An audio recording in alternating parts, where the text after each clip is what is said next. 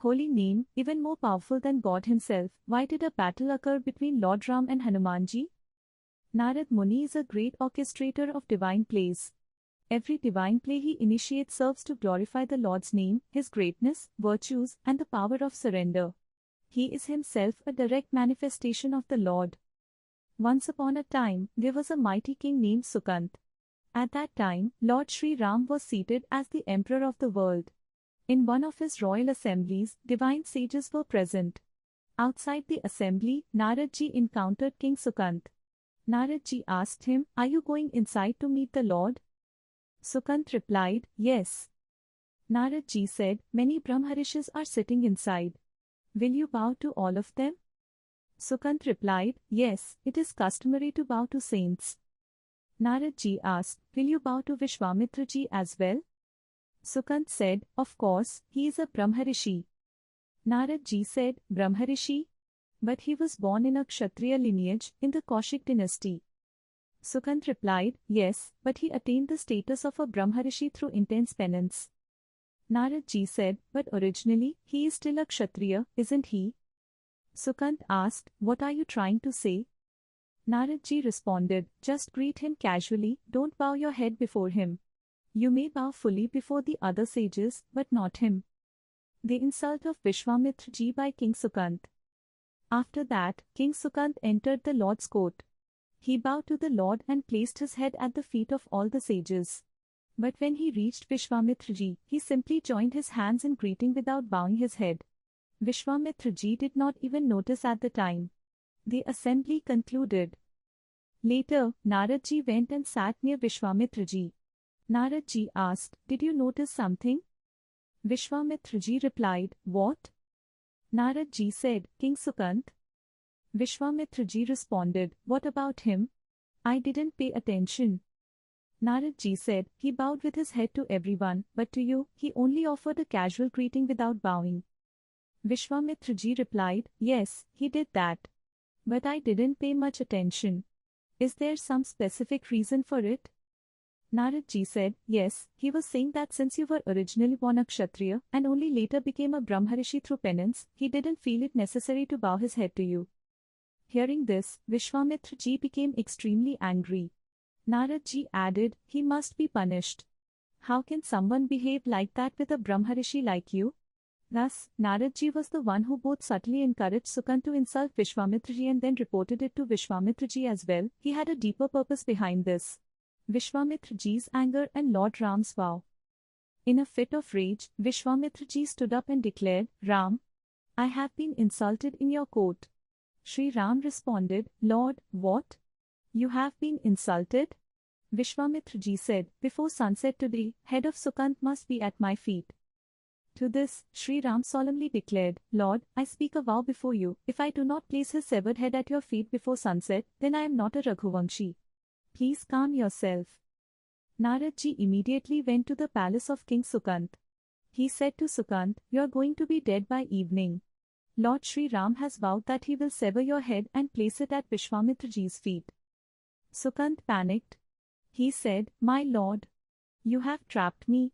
I was about to bow down in full prostration. It was you who told me to just greet him with folded hands." Narad Ji replied, "How was I to know things would escalate like this?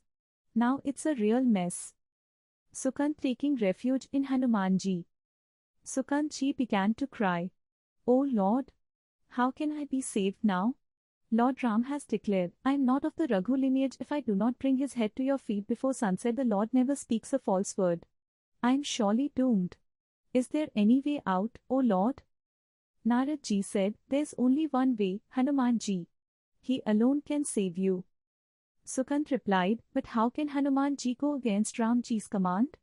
And besides, how can I even reach Hanuman Ji?" Narad Ji said, "If there is anyone who can command Hanuman Ji other than Ram Ji, it's his mother, Anjani. Come, I will take you to her." Narad Ji took him to Mata Anjani. Sukant Ji bowed down in full prostration and, weeping, said, "Mother, please protect me." Mata Anjani gently asked, "My son, tell me, what's the matter?" Mata Anjani takes a vow to protect Sukant.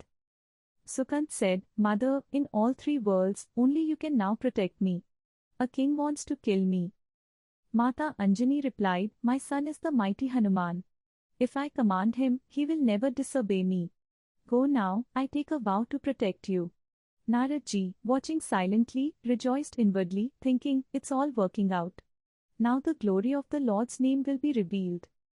Mata Anjani told Hanumanji, son, I have taken a vow to protect this man. Hanumanji immediately said, your command is everything to me. There has never been and never will be anyone in all three worlds who can harm someone you've vowed to protect. Who is the king that wants to kill him? Sukant, folding his hands, softly said, Lord Shri Ram. Hanumanji was stunned. What? My lord? Mother, you've taken a vow to protect someone from him. He is my master. How can I stand against him? Mata Anjani firmly replied, son, I have given my word. Now it must be fulfilled. Sukant seeks protection, the armor of the Lord's name. Hanumanji said, come, let's go to a secluded place. He took Sukant away to a quiet spot. It was nearly evening, sunset was approaching. Hanumanji said, there is only one way now, you must chant the name of Lord Ram with every single breath. If even for a moment you stop, the Lord's arrow will strike and end you. But if Ram's name continues unbroken in every breath, you will survive. Keep chanting Sitaram continuously. Do not let it break, even for a moment. If there's the slightest gap, the Lord's infallible arrow will cut you down. Don't worry now. Sit and begin chanting. Sukant sat down and began to chant Sitaram. Hanumanji raised his cymbals and also began to chant the Lord's name, dancing around Sukant with great devotion. The power of chanting the holy name. Meanwhile, Lord Shri Ram readied his infallible arrow. It was released and sped forth with great force.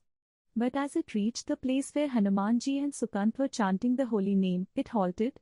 It circled around the two and then turned back. Lord Shri Ram was astonished. This has never happened before. How did my infallible arrow return without piercing its target? He exclaimed in surprise, who in the three worlds has the power to deflect my arrow?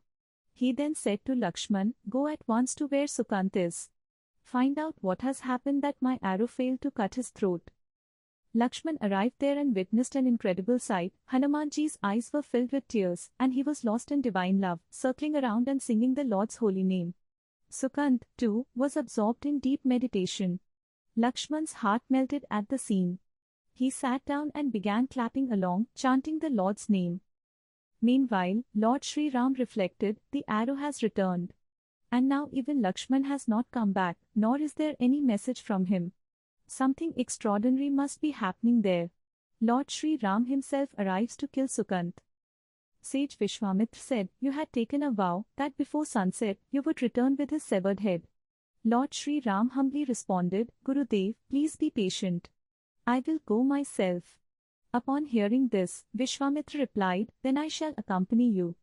I want to see what decision you make. Along with them came all the Brahmarshis and Devrishi Narad Ji with his veena. Lord Shri Ram reached the spot, and what he saw was astonishing. Sukant was chanting the name of Shri Ram. Hanumanji was playing cymbals and singing Sita Ram. Lakshman, too, was immersed in the divine chanting. Compassion welled up in Lord Shri Ram's eyes. He softly said, now I understand, a throat that continuously chants my name, even my infallible arrow cannot pierce it. Lord's name is more powerful than even the Lord himself. Shri Ram turned to sage Vishwamitra and said, Gurudev, you had commanded that I must bring his head, but you never said I must bring it after severing it. He then addressed Sukant, place your head at the feet of sage Vishwamitra. Vishwamitra was pleased.